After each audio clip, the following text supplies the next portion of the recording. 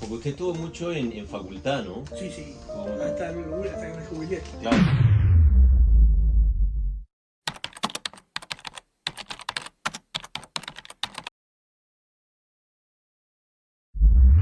Que no hace mucho, relativamente No, poco. hace 2 años. 2 años, Sí, claro. sí.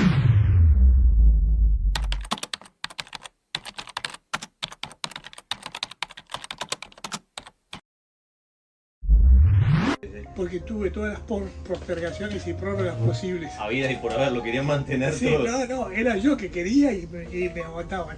Además, yo dictaba por lo menos una y a veces 2 materias, que era teoría de la investigación, Ujú. metodología y teoría de la investigación, y literatura francesa en algún momento también dicté, pero sobre todo daba metodología de la investigación literaria.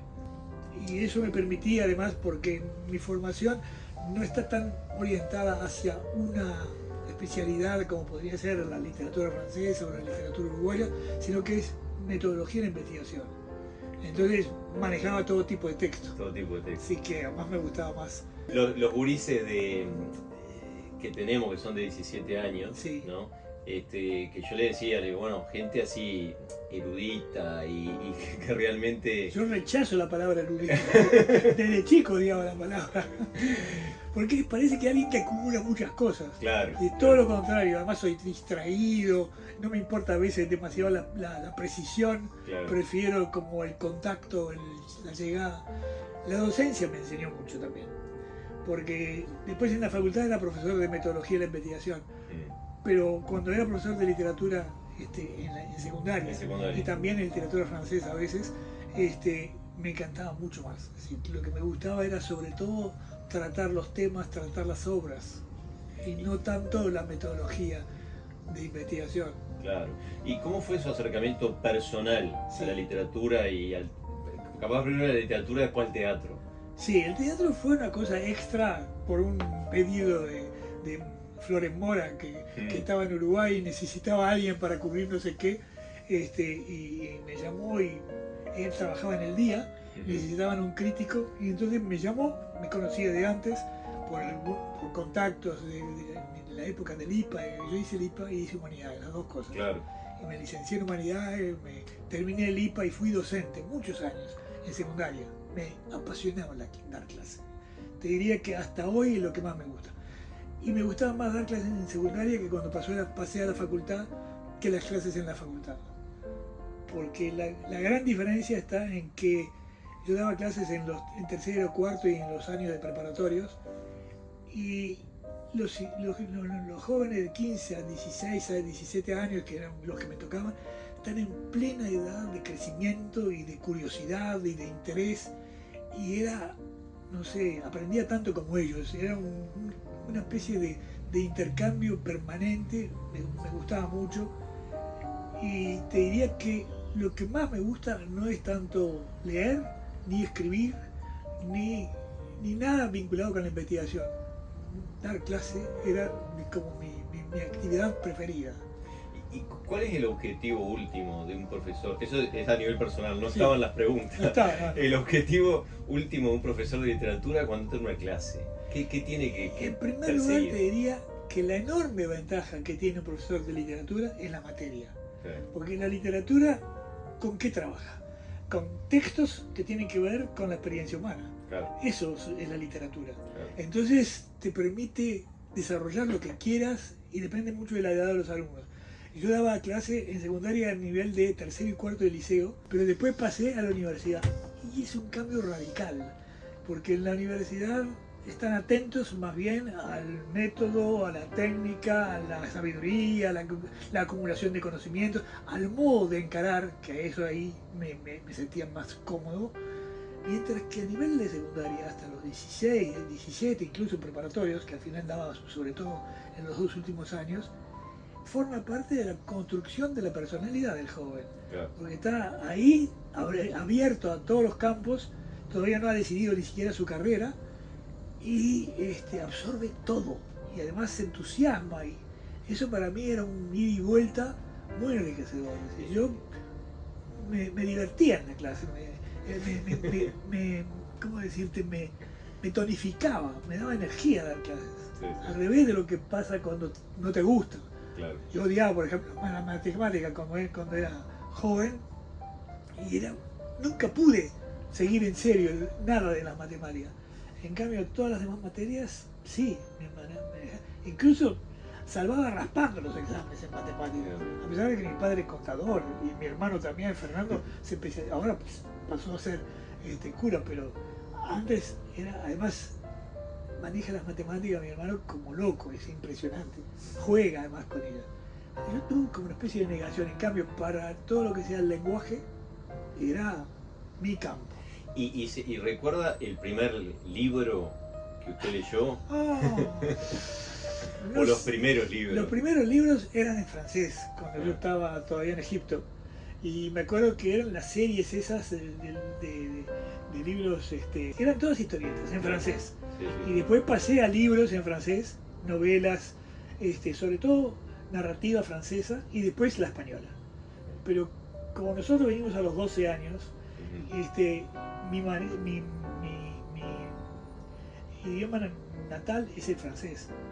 Y después aquí aprendí español, por supuesto, entramos y todo preparatorio, liceo y preparatorio. Y después pasé a la Alianza Francesa para retomar el francés, de modo que está muy presente en mí el francés. Pero leía después de pasar por el liceo, empecé a leer bastante en español y en francés. Y sobre todo literatura de todo tipo. Y me apasionaba. Y por eso dediqué pues, al profesorado de literatura. Claro. ¿Y qué aporta la literatura a la vida? La experiencia. Lo mejor que aporta la literatura es la experiencia. Dicha de un modo o de otro, la sustancia misma que transmite la literatura es la experiencia humana. Y eso está en las historietas, menos, pero está en las novelas, está en las poesías, ahí sí. ¿Con qué está hecho la literatura? La literatura es experiencia expresada en forma más o menos organizada. Y esa organización puede ser atractiva o no, depende del talento del autor. Pero si no hay atrás una experiencia que transmitir, es una pavada. Es un juego inútil. Y un alumno de 17, 16 que nunca tocó un libro, sí. O sea que se dedica a mirar TikTok. Imposible, es algo que se haya encerrado en una cueva. Pero en la cultura contemporánea eso no existe. Hoy por hoy están mucho en las redes sociales. Sí. Y los jóvenes pasan mucho en... Sí, es cierto. Y ahí yo por ejemplo, ¿qué consejo podría darle como profesor? Te diría que la clave está en encontrar textos que apasionen al alumno. Si eso no existe, se pierde, no sirve para nada. Incluso los profesores que exigen que sepan de memoria poemas, eso es una pavada. Puede ser que para el oído sirva, pero sí, puede ser, pero ya es en un nivel más bajo. Además a mí me tocó dar clases siempre en el liceo un poco tiempo, pero después pasé a dar clases como ayudante, después pasé como titular de metodología de la investigación. Y trataba ahí justamente de que la investigación fuera no solamente una especie de trabajo académico, serio, profundo, etc., sino que también fuera divertido, que fuera un juego, que fuera un ida y vuelta, que fuera también como una especie de enriquecimiento, no tanto en cuanto a técnicas de estudio y aprendizaje, sino en cuanto a modo de descubrir lo que está atrás de las palabras, es decir, descubrir qué dice la lengua. Y eso me permitió también, es otra cosa que le digo a mis alumnos, conocer otra lengua además de la lengua que tú usás, y la lengua materna, que en mi caso fue la francesa, la lengua materna, es enriquecedor hasta no se sabe qué, porque una lengua enriquece la otra y uno descubre como las posibilidades de una y las de la otra. Y todo un juego. Yo traduje también textos, traduje hasta novelas porque necesitaba plata y traducía. Sí, la época más rica para mí fueron los últimos años del liceo y preparatorios y los primeros años de facultad. Sí, ese tránsito de los 16 a los 20 años más o menos fueron los más activos y los que me impregnaron más. Entonces, después del liceo que hice en un liceo católico, que eran los salesianos, pasé al IABA. O sea, ¿ese es exalumno salesiano? Sí, no, salesiano no. Sí, exalumno del liceo salesiano, sí. ¿Qué? Hasta cuarto liceo. Hasta cuarto. Y después al IABA, totalmente laico y fue un cambio total. Además tenía un profesor por materia y profesores además que exigían muchísimo más y a otro nivel. Y después pasé a la Facultad de Humanidades y ahí obtuve en la Facultad de Humanidades el título de licenciado en letras y después fui a Buenos Aires y hice el doctorado en letras en Buenos Aires. De modo que realmente me apasionaban las letras. O sea que la literatura sería como una forma de felicidad, como decía Borges. ¿Dice Borges eso? Qué bien el viejo. Qué bien, estoy de acuerdo con él totalmente. Me apasiona hasta hoy. Es decir, que es realmente donde me siento más cómodo. Más que en la filosofía, más que en la teoría, más que en las teorías en general, es la literatura. Me dediqué a teoría porque para dar clases es muy útil dar esas herramientas, ¿no? Y transmitirlas. Pero lo hacía siempre a través de textos, siempre a través del objeto mismo, que es además lo que importa. Pues las teorías pueden modificarse, a veces no necesitas, depende de la intención, de la intuición del estudiante y de su capacidad también de trabajar con los textos. Pero es útil. Por algo hice todo el IPA y después hice todo Humanidades y después fui a Buenos Aires y hasta el doctorado. Pero me apasionaba, es decir, no era una cosa difícil ni una cosa como un obstáculo, al contrario, era un estímulo.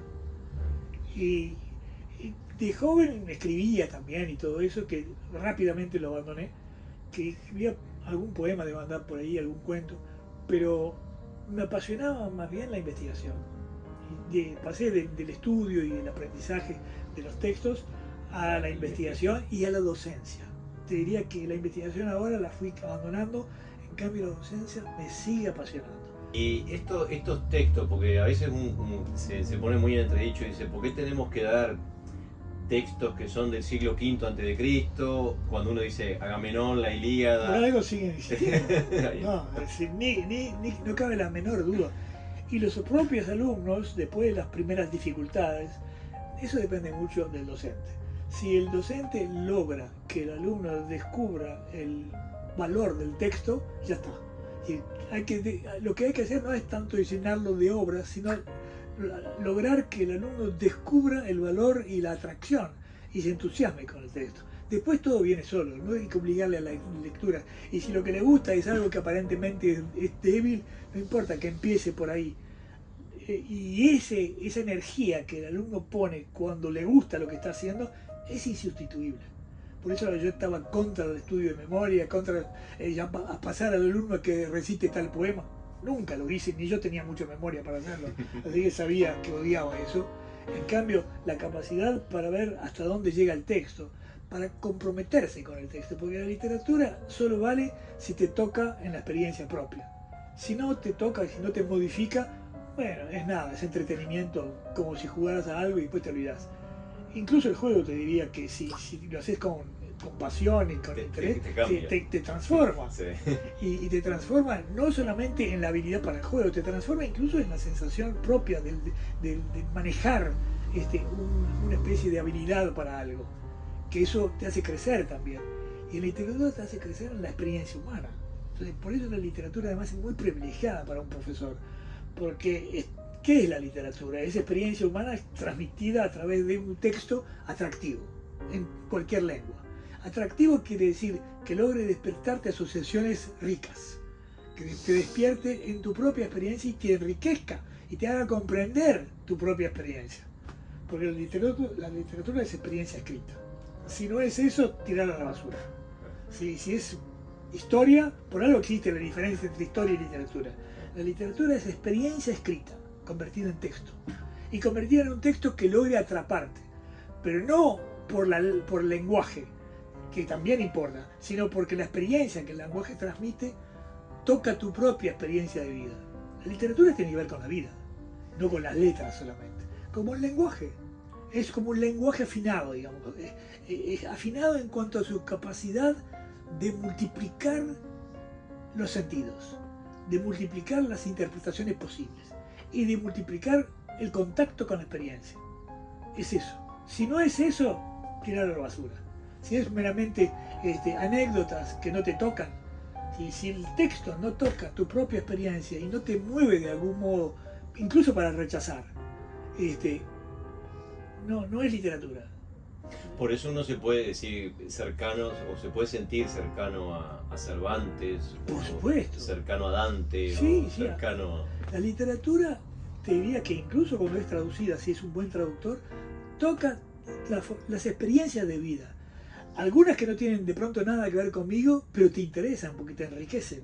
Es aprender de cómo vivió, cómo respondió a las demandas de la vida determinada persona. Porque además, ¿con qué trabaja la literatura?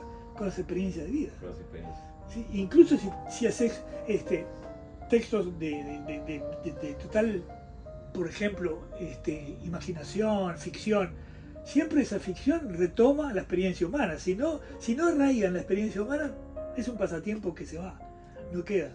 Y el mejor profesor de literatura es que logra que el estudiante se comunique con su propia experiencia con el texto. Y cuando eso lo lográs, ya está. Corre solo después el estudiante. ¿Y usted se animaría a decir qué textos hay que leer antes de morirse? O sea, qué textos hay que leer sí o sí, que son como ineludibles. Unos 5, por ejemplo. Yo diría que dentro de lo que es la literatura española, Sí. porque es nuestra lengua al fin y al cabo, es inevitable el Quijote. El Quijote. Es inevitable. Me sirve porque lo vamos a dar. Sí, es inevitable. Que quede grabado. Además el Quijote, si tú lográs, el talento de un docente consiste en que el estudiante logre apasionarse con los textos. Si él logra eso, después corre solo el estudiante. Pero hay que lograrlo. Y lograrlo es muchas veces empezar a leerlos, los textos, y ver qué nos dicen. Y ver qué cosas posibles nos dicen. No solamente qué cosa intentó el autor, sino al mismo tiempo cómo repercute en nuestra cultura contemporánea. Y por eso que los llamados clásicos no son los que siguen estando en nuestras bibliotecas, sino los que siguen todavía conmoviendo la experiencia del lector. Yo diría que es el mejor canal de transmisión de la experiencia humana, la literatura. Poesía, narrativa, teatro, es el gran canal de la experiencia humana. ¿Y te prepara para tomar decisiones? Absolutamente, absolutamente. Porque vas descubriendo, en primer lugar vas descubriendo la complejidad de la lengua, la riqueza de la lengua, y después descubrir la belleza de la lengua también. El modo de decir, hasta el más inepto analfabeto sabe que puede transmitir o no transmitir según cómo diga las cosas. El más analfabeto sabe muy bien cómo seducir a una mujer, por ejemplo, Claro. a través de las palabras. Y eso es la literatura, es decir, la literatura es un modo de tocar la realidad. Y existe mientras el autor sea capaz de percibir eso a través de transmitir eso a través del lenguaje. De alguna forma eso también te hace más libre, Absolutamente. más poseedor de lo que sos. Exactamente. Porque usted dijo, no hay comunidad humana que no tenga lenguaje. No hay. Por lo tanto, apropiarse del lenguaje es apropiarse de uno mismo. Es apropiarse de las posibilidades de uno mismo. No te apropias nunca de ti. Siempre hay fallas. Pero apropiarte de ciertas posibilidades, que por eso el estudio enriquece. Porque la experiencia se multiplica a medida que tú ves otras experiencias. Claro. La literatura es experiencia escrita. Y en la medida en que tú te identificas con los héroes o con las víctimas o con los personajes del texto, tú vas enriqueciendo tu propia experiencia. Entonces ahí es como si se abrieran posibilidades de experiencias más allá de tus propias posibilidades. Claro. Yo no puedo ser un corsario, por ejemplo, pero Claro. leo la vida de un corsario y me apasiona. No puedo hacer un viaje a la luna, pero leo el libro sobre el viaje. Entonces yo voy como enriqueciendo mi propia experiencia personal con la experiencia de otros. En definitiva, todos, por ejemplo, buscamos algo como Odiseo. Buscamos un retorno a algo. Sí, sí, está bien. Todos Es tenemos un buen ejemplo. conflictos por amor, como la Ilíada. Tal cual. Todos tenemos Estás aludiendo justamente a la experiencia humana. a la experiencia humana. Es experiencia humana convertido en lenguaje. Me habló del Quijote. ¿Qué otros libros habría que leer? ¿Cuál sería el top 3? Los tres. Yo ahí, en mi formación católica, que ahora yo soy más abierto, te diría que las Biblias, porque digo el Antiguo y el Nuevo Testamento, el Quijote, sin lugar, para los de habla hispana, el Quijote, sin duda, porque en otras lenguas serán otros libros. Pero no solo el Quijote, también las literaturas contemporáneas importan. Importa leer narrativo y leer poesía y leer dramaturgia, porque son como formas distintas. Y el camino depende de cada uno, porque hay algunos que se apasionan con el Quijote y otros que prefieren, yo qué sé, Robinson Crusoe, que además está traducido, o que prefieren, no sé, algún tipo de texto más vinculado con lo contemporáneo. Sí, depende ahí de cada uno. Claro. El Quijote quedó porque es como una especie de recorrido a través de la experiencia de un loco, pero que al mismo tiempo es apasionante, que está escrito de una manera espléndida y logra tocar la emoción, los sentimientos, las pasiones, el contacto con los seres humanos. Si no existe experiencia y si es puro juego, bueno, No sirve. está bien, es entretenido. El juego es eso, permite jugar y divertirse. La etimología de la palabra divertirse es vertir fuera, es decir, es estar fuera de. Divertirse es como desconectarse de la realidad. Es eso, divertirse. Y la literatura exige lo contrario. Exactamente. Claro. La literatura te arranca desde la experiencia humana. Claro. Si no, es un juego. Claro. Por supuesto que el juego también atrae y es efectivo. Pero si es solo un juego, No sirve. después desaparece. Claro. Sí, en todo caso produce una especie de asombro y de, no sé, entusiasmo que yo diría que es transitorio. Es un juego y se va. Pero en la medida en que ese juego te toca, es decir, toca tu experiencia, ahí se convierte en otra cosa. Y esa es la literatura que importa. Claro. ¿Por qué el Quijote sigue siendo leído? Porque ese loco que anda por los campos con el gordo al lado, que es como el pie a tierra, ¿no? Es como una especie de mito que permite identificarse con dos aspectos del ser humano, ¿no? Porque hay un contraste entre los dos. Sancho, que es el tipo razonable, que está muy arraigado en la realidad cotidiana, y el Quijote, que vive de sueños y de sus posibilidades más allá de sus propias fuerzas, e incluso que arremete contra lo que sea, aunque sea un molino, y que transforma la realidad con su propia imaginación. Es maravilloso lo que inventó Cervantes ahí, es increíble, porque es la locura basada en una imaginación y un empuje brutal, porque la energía que tiene el Quijote es increíble, y después el pie a tierra de Sancho, que es alguien arraigado en la realidad cotidiana, que es como la especie de ancla para retener a Don Quijote, lo conecta con la realidad. Y usted, ya que me hablaba de Sancho y Don Quijote, Sí. todos, y el profesor también, y la gente normal, todos tenemos un poco de los dos, ¿no? Un poco de Sancho Está bien. y un poco de Y Quijote. es por eso el éxito del Quijote, porque toma como dos paradigmas, ¿sí? Dos paradigmas humanos, contrastados. El visionario, que incluso piensa y ve más allá de la realidad, y por eso está loco, pero que de algún modo apuesta a algo más allá de las posibilidades del ser humano, y el otro que tiene un pie apoyado en la realidad todo el tiempo, que es como el ancla que lo vincula con lo real. Es genial ese invento de ese Y uno Cervantes. no tiene que perder ninguna de las dos cosas para transformar el mundo. Pero por algo los pone juntos. Claro. Por algo se llevan bien. Y uno va arriba del asno y el otro va arriba del caballo. Y el caballo imagina, ve y se ilusiona y cree y transforma los molinos en gigantes. Y el otro es el pie a tierra. Es increíble lo que logra Cervantes con eso. Porque es las dos dimensiones del ser humano. Por un lado está atado a la experiencia humana de todos los días, y por otro lado sueña con llegar a la luna, con llegar al universo, con transformar el mundo. Sí, están las dos cosas. Ya que estamos con Quijote, aprovecho porque lo vamos a dar. Sí. El Quijote en la playa de Barcino termina perdiendo contra el Caballero de la Blanca Luna, pero termina diciendo: Dulcinea sigue siendo la dama más hermosa, aunque yo no haya podido. Aunque yo no haya podido. Es maravilloso. Es maravilloso. Es la derrota más victoriosa. Exactamente. También es un mensaje del autor, a quien lo pone a través del personaje, para decir que no se pierde nunca. Si uno está tratando de transformar el mundo, como dice Pablo el Quijote, nunca pierde. Porque de alguna manera el camino, aunque después fracase, porque el ser humano que apunta a lo imposible, que es bastante frecuente eso, Sí. sin embargo sigue ensañado en tratar de lograr lo imposible.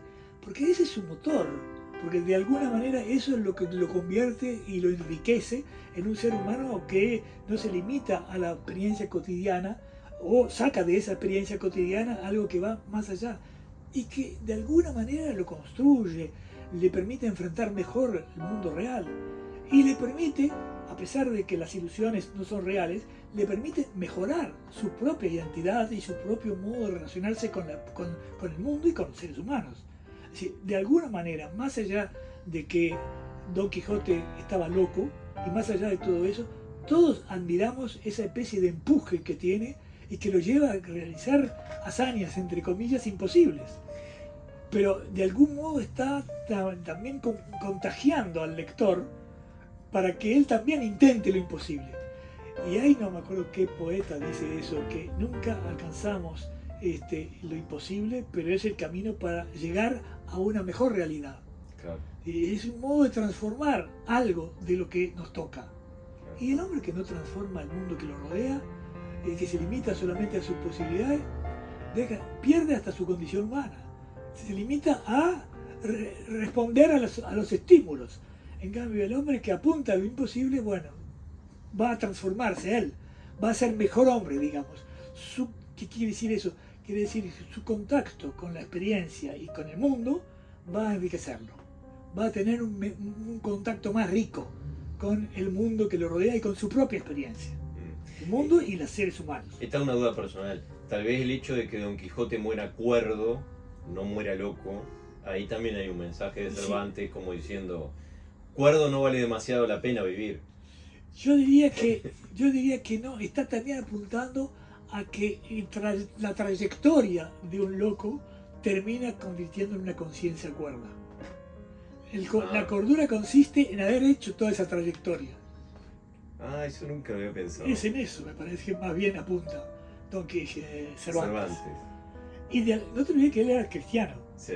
Entonces, de algún modo, rescata toda esa experiencia de vida, que después lo vuelve cuerdo, es decir, apunta a que al final de tu vida, si tú la viviste realmente, honestamente, de acuerdo a tus propios impulsos y tus propias ideas y tus propios, yo qué sé, ideales, ahí está, me faltaba esa palabra, vale la pena. Y llegás entonces a una vida plena y descubrís, al fin tenés contacto con lo real. Pero también no olvidés que era cristiano. Entonces, para Cervantes, esa realidad final es el puente para llegar a otra cosa.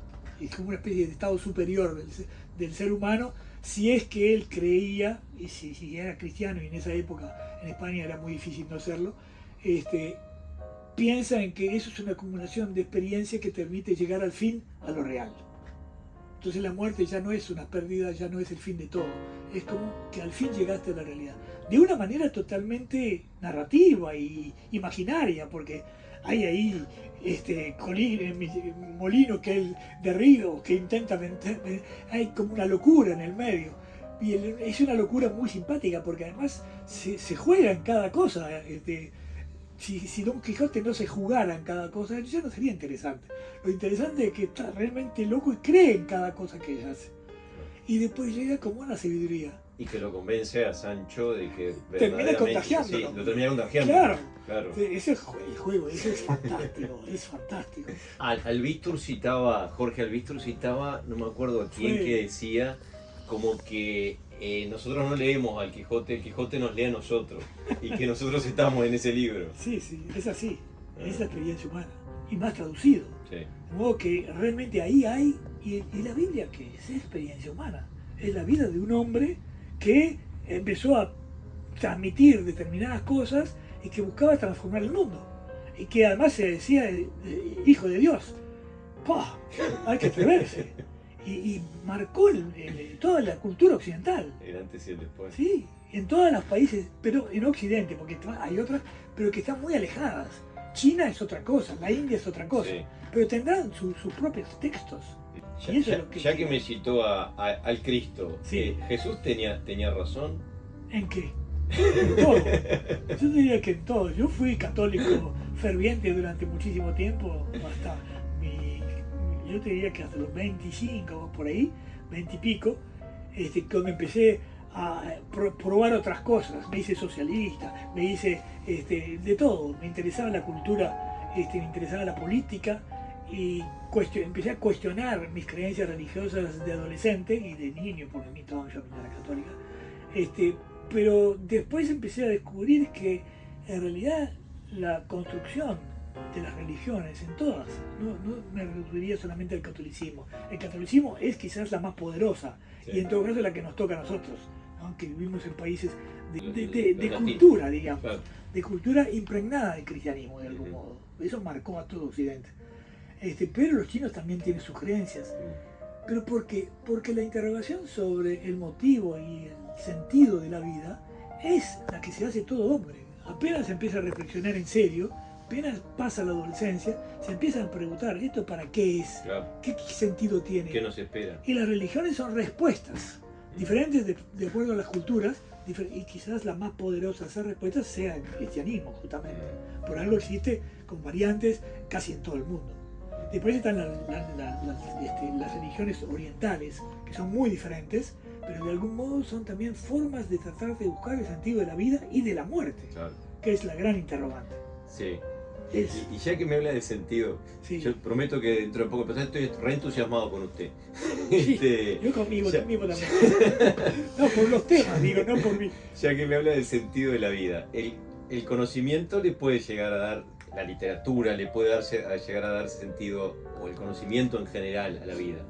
¿El amor le puede dar sentido a una vida? Sin duda.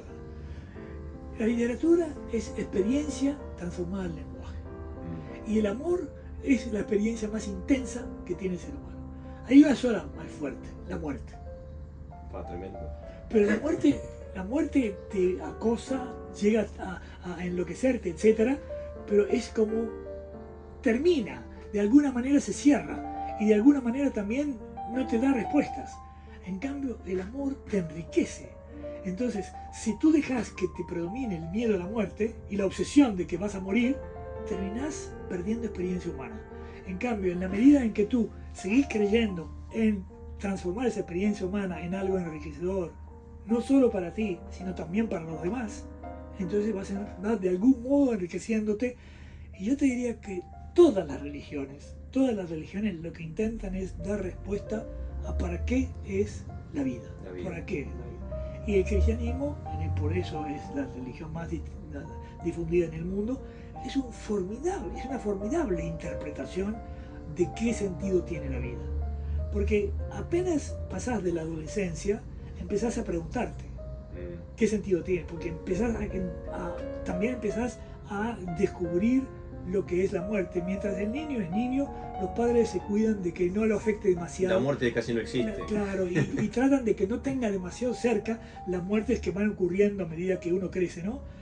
Tratan de disimular frente al niño que, bueno, la abuela se fue, pero está con Dios. Está con Dios, claro. Entonces hay como que amortiguar el efecto que produciría la pérdida de la vida, sí, en un niño que todavía pobre está aprendiendo a vivir, sí, y no a morir. Entonces, eso es muy sabio la cultura en general, no solamente las religiones. Y las religiones son todas formas de respuesta ante la gran interrogante para qué sirve la vida y qué hay atrás de todo esto. Ahora, a mí la muerte me ha arruinado cualquier banquete, porque la conciencia de que uno sabe que es finito es así. Y el amor casi que es lo único que me ha hecho olvidar. Los filósofos te agregan una cosa que es la apuesta. Entonces, la apuesta es como una especie de forma de definir la esperanza. La apuesta a que puede haber otra cosa. Claro. La esperanza, entonces las religiones responden a esa interrogante que hace el hombre sobre para qué es la vida, de dónde viene, a dónde va, qué sentido tiene. Todas las religiones intentan contestar a eso. Y casi todas apuntan a una sobrevida.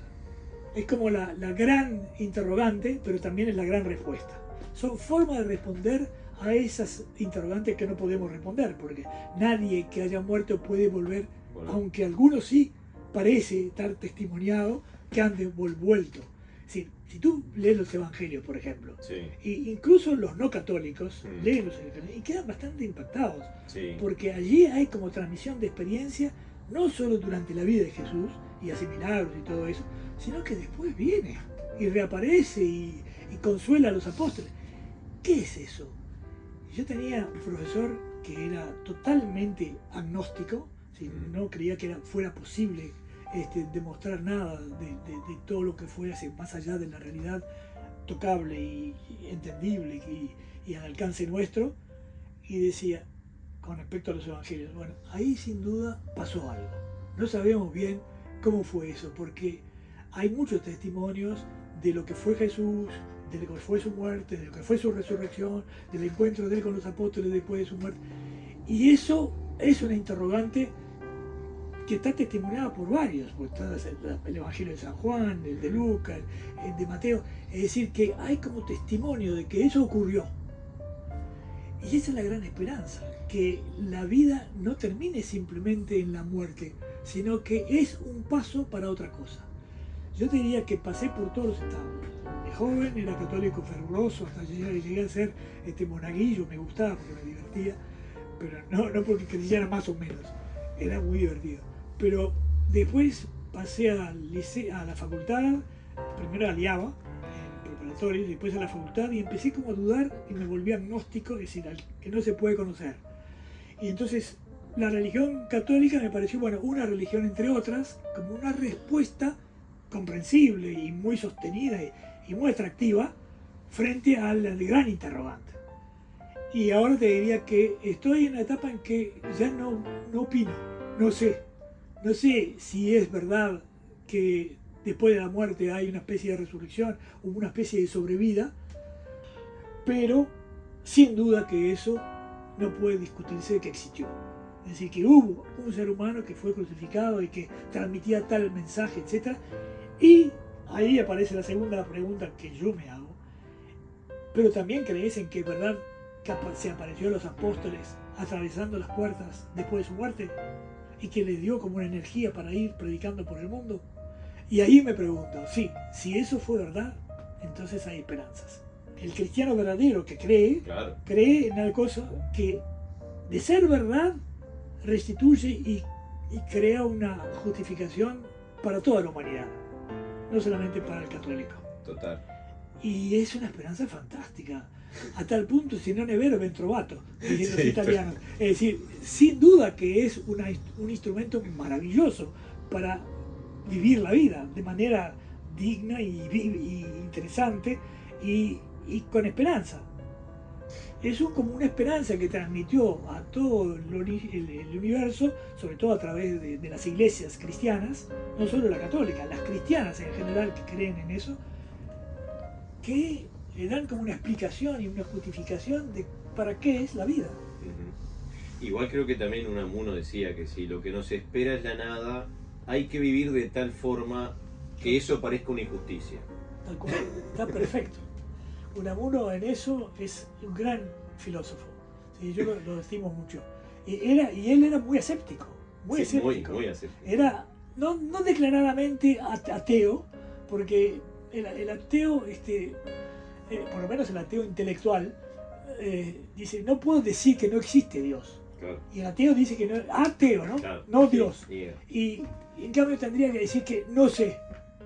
Entonces la pregunta es, ¿cómo será? ¿Existe algo así como una transformación, algo así como una vida después de la muerte? Bueno, las religiones en general apuestan a que sí. Casi todas las religiones apuestan a que sí. Como para no cansarlo demasiado y para... No me habló de la literatura francesa y, sí. y ¿qué francesa hay que leer? Depende de la edad y depende de tus intereses. Ulises de 17, sí, 18. A los 17, yo qué sé. Víctor Hugo dicen que es obligatorio, pero yo qué sé qué francés te diría. Hay narrativa y hay poesía. Depende también si uno lo lee en traducciones o lo lee en el original. En realidad, la literatura francesa es una de las que está más cercana a la española. Y tiene el atractivo, como pasa con todas las literaturas y con los lenguajes, de que es un enfoque diferente y con expresiones distintas sobre la experiencia humana. Entonces, aprender otro idioma no es solamente aprender otra técnica y otros trucos para transmitir información, sino que también es aprender otra experiencia de la vida. Porque el lenguaje es transmisión de experiencia. El lenguaje de cualquier lengua es eso. Y por eso todas las lenguas tratan de ser lo más complejas posible, porque para transmitir todo lo que puede ser la experiencia humana, más allá incluso de lo realmente vivido, hasta con la imaginación. Y el lenguaje puede transmitir también lo que no existe. Lo que no existe, claro. Así que el lenguaje en eso es un instrumento y un arma formidable. ¿Sí? Y pasa a terminar de ser un modo de interpretar la realidad. Tu propia lengua es tu modo de ver la realidad. Los chinos tienen una visión de la realidad que está de algún modo apoyada en la lengua china. Lo mismo que los franceses y yo qué sé, los ilotas de no me acuerdo qué lugar de África. El lenguaje es un modo de transmitir cómo vemos la realidad. Y eso, en la medida en que el lenguaje se enriquece, etc., produce como una posibilidad enorme de contacto con la realidad. No se puede conocer y recordar aquello que no se puede explicar, aquello que no se puede, o en todo caso, aquello que no se puede transmitir. Yo puedo transmitir mi asombro frente a una realidad que no comprendo, pero transmito el asombro. Entonces, es mi forma de enfrentar lo no comprendido por mis sentidos. Entonces, la inteligencia supera los sentidos. A partir de los sentidos construye. Entonces, tú a partir de los sentidos, como el sueño.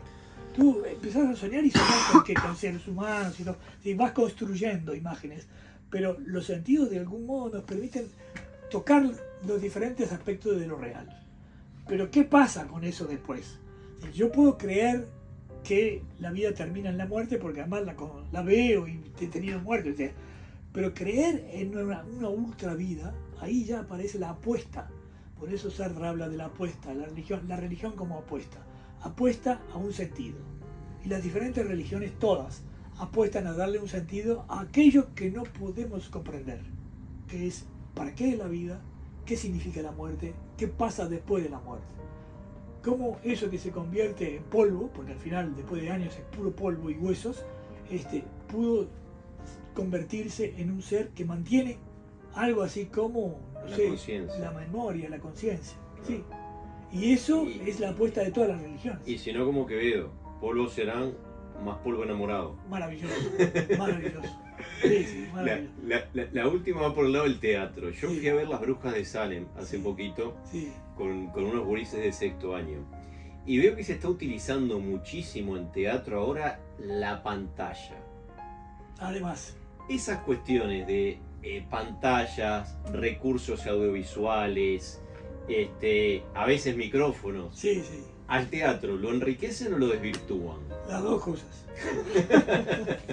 Depende de cómo se usa. Porque lo pueden enriquecer en cuanto a que multiplicar los medios. Porque una cosa es el lenguaje teatral, que es el cuerpo vivo hablando, intercambiando. Entonces tenés cuerpos y palabras. Eso es el teatro. Cuerpos y palabras representando ficción. Y ficción que se parece mucho, como todas las ficciones, o poco, pero que de algún modo rescatan la experiencia humana. Las ficciones que no rescatan, no transmiten la experiencia humana, es puro juego. La definición de juego es que el juego no tiene significado, no significa nada, se disuelve. Yo juego a que te mato, pero no te mato. Claro. Entonces el juego es como una especie de signo de negación. Esto que te digo no es real. No es real, claro. Entonces, eso es una cosa. Pero el lenguaje trata de transmitir la experiencia humana real. Claro. Y trata de transmitir eso. Entonces, ¿cuál es la el teatro es Entonces, eso. El teatro lo que responde es a la experiencia humana y la convierte en una ficción, pero que en la medida en que está conectada con experiencias humanas, que las ficticias, pero de los actores, pero que son experiencias humanas, además encarnadas por cuerpos vivos. Esa es la diferencia con la literatura escrita. Claro. Multiplica el contacto con esa experiencia. Claro. De algún modo tenés no solamente texto escrito, tenés una y persona, un lenguaje que es abstracto al fin y al cabo, sino que tenés cuerpos vivos, claro, que también sienten, que hablan. Entonces es como transportar la realidad, aunque para una acción ficticia, pero en base a instrumentos reales, que es la palabra y el cuerpo. Y eso es lo que es formidable del teatro, que por eso existe en casi todas las culturas. Es el como si. Pero ya los niños saben eso. Y hacen como si te mato, yo te mato, yo estoy muerto. Es decir, que el niño juega también a tener experiencias que van más allá de sus experiencias, Claro. que es la muerte, por ejemplo. Claro. Y le apasiona jugar a eso, yo Sí. te mato, porque justamente eso es lo desconocido para él y para el ser humano en general.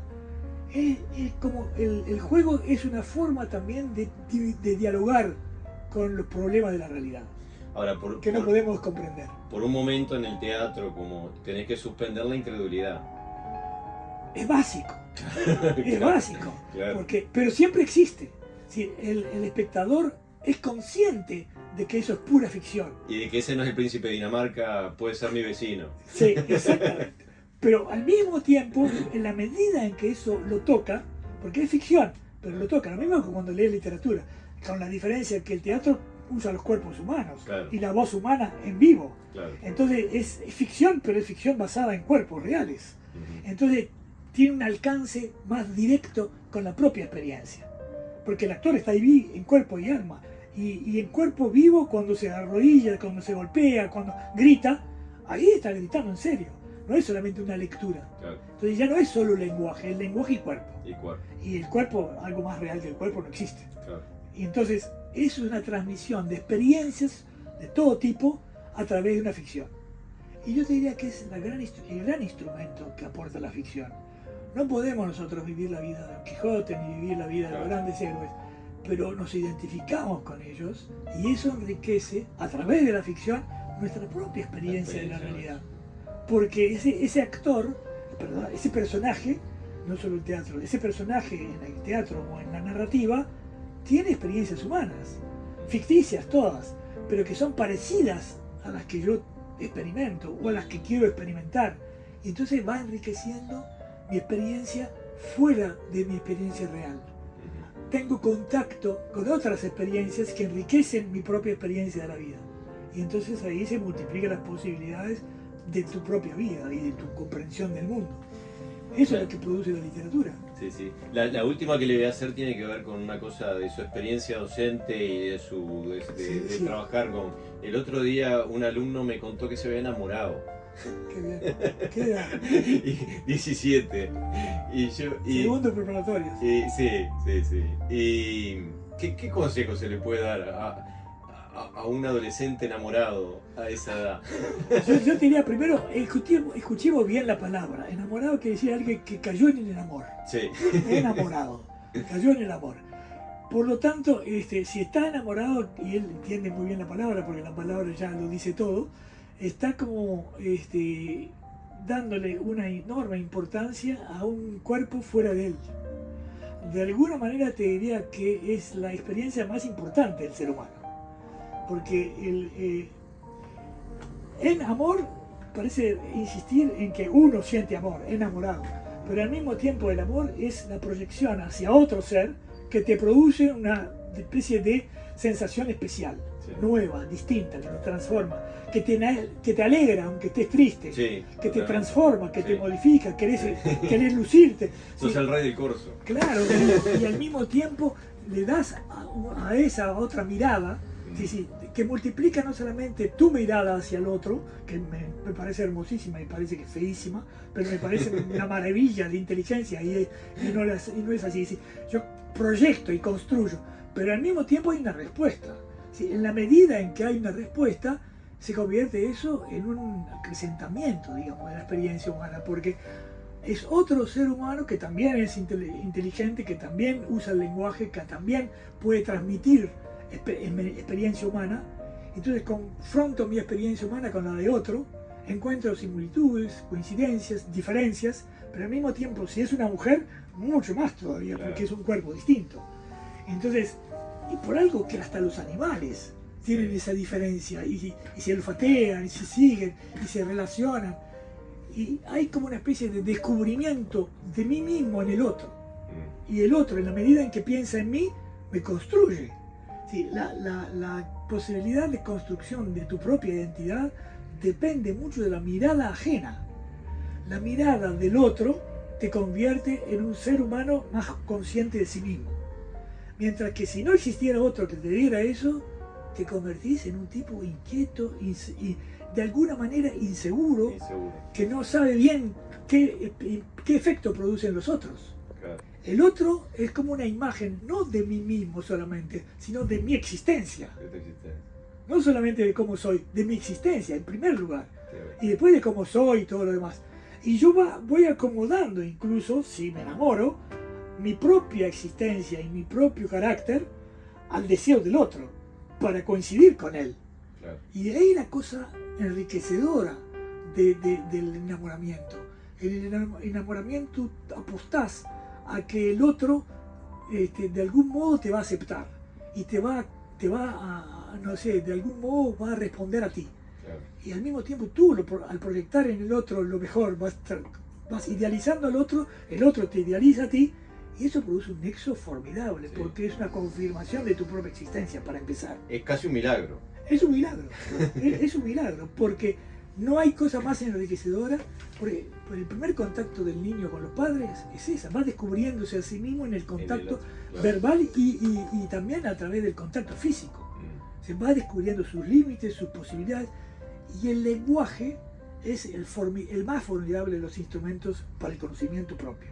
Sí, el lenguaje y para el contacto con los otros. El lenguaje de alguna manera es el arma más poderosa para comunicarme con otros. Por algo, cuando tú llegas a un país extranjero te sentís como limitado. Claro. Y a medida que aprendes el idioma, vas como Claro. internalizando la experiencia ajena y vas como comunicándote más cercanamente a los otros. A nosotros. Y eso es fundamental. Y cuando uno no es correspondido, tiene que transformarlo en arte, ponerse a escribir. Yo diría que ponerse a escribir es una forma de aspirar a la comunicación. Apostar a una comunicación que va más allá del contacto físico. Físico. Va más allá incluso del tiempo. Todas las lenguas, todas, expresan su experiencia de maneras diferentes. Entonces, conocer varias lenguas enriquece enormemente tu propio conocimiento del lenguaje. Porque una cosa es decir, te quiero mucho, y otra cosa es decir, I love you. Entonces, I love you puede ser querer decir te quiero mucho. De modo que la lengua empieza a ser un instrumento para llegar al objeto. Se vuelve como una multiplicación de las posibilidades de abstracción del cerebro, del ser humano. Y por eso la multiplicidad de lenguas, porque la lengua es una forma de interpretación. Incluso hay cosas, por ejemplo, en italiano, dimenticare y hay scordare, es decir, una cosa es sacar de la mente a una persona y otra Sí. cosa es sacar del corazón. ¿Está bien? Y nosotros en español no tenemos No. esa. Por eso el lenguaje expresa una visión del mundo. Claro. ¿Sí? Eso es fundamental. Sí. Y esas visiones del mundo cambian todas las lenguas. Entonces, Pero al mismo tiempo no hay cultura humana que no tenga lenguaje. creo que ganó. Y yo te diría que, es más, los animales más próximos al ser humano empiezan a comprender el lenguaje humano. Y el lenguaje el humano que tiene animales, sobre todo perros, digamos, el Claro. más próximo, descubre la forma de expresión del animal. Claro. El que tiene un perro se da cuenta si se Sabe. siente mal, Sí, si sí, está sí, sí. enojado, si está contento. Y eso, a través del el perro solo puede ladrar, pero si alguien tuvo un perro, sabe que ladra de maneras distintas. Si también él Claro. modaliza y de algún modo trata de expresar sentimientos distintos según el tipo de ladrido. Y yo me acuerdo de un amigo que tenía un perro, me decía, mira, está ladrando, pero debe haber algún desconocido que no Claro. sepa. Sí, el tipo de ladrido también Ladrido es un tipo te de va lenguaje. diciendo. Sí, sí, sí. Y por algo entre ellos, con los ladridos se entienden bastante los animales. Sí, tal cual. Bueno, y el lenguaje es como el lenguaje humano, ¿no? Es decir, todas las lenguas son una forma una forma como como decir, afinada de la transmisión y de la comunicación humana, porque la riqueza del lenguaje es enorme, si no hay comparación ninguna. Y cuando aparecen animales, digamos, superiores, son capaces de distinguir, incluso a veces por el tono, Por el tono. lo que tú le estás transmitiendo. Ujú. Y a veces distinguen las palabras. Por Ujú. ejemplo, tú llamas al perro con su nombre o decís cualquier otra cosa y lo distingue. Se distingue. Sí, Es decir, sí, que sí. ahí reconoció una diferencia que es fonética, pero que de algún modo él asoció con él. Lo Como que llama- pasa es que han estado hace mucho con nosotros, desde Claro. Argos, el perro de Odiseo. Tal cual. Si se humanizaron los perros. Se De algún humanizaron. modo, sí, es cierto. Pero eso te digo que es como un fenómeno apasionante lo del lenguaje. Y te diría que el hombre que pierde el lenguaje es como si perdiera su identidad. Es como terrible. Pero además no es solo su identidad, es el contacto con lo real. Porque el lenguaje es un puente entre el hombre y lo real.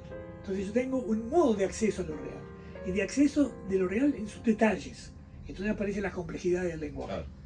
Y mientras más complejo es el lenguaje, más rica tu visión de la realidad. Claro.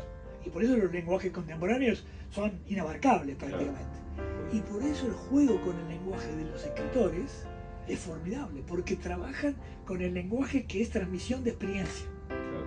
Y si es una transmisión de experiencia que se basa solamente en el sonido, deja de ser lenguaje. Pero si se basa también en el contenido que transmite el lenguaje, pasa a ser Y en la experiencia. complejidad, claro. Entonces ahí entonces juega con el sonido, la música, la atracción del sonido y el contenido del sentido de las palabras.